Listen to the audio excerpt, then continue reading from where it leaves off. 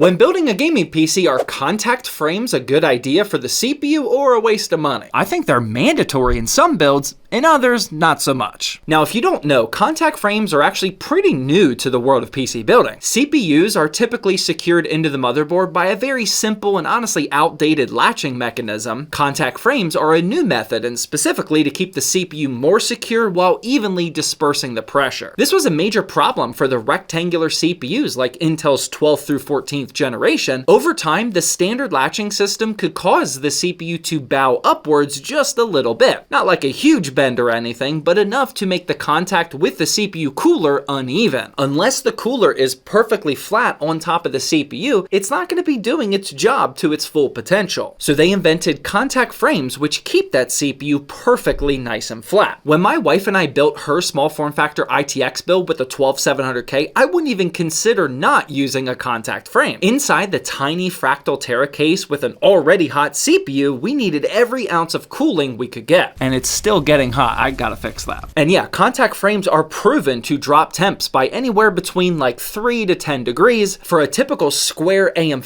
CPU though, inside an ATX case full of fans and using an AIO, then no, I don't really consider it worth it. Personally, I don't think I've ever used one with AM5. If you're a min-maxer though that wants the most cooling possible, then feel free to try it out because they aren't expensive. But I would use one if you're worried about the cooling, especially with those rectangular CPUs.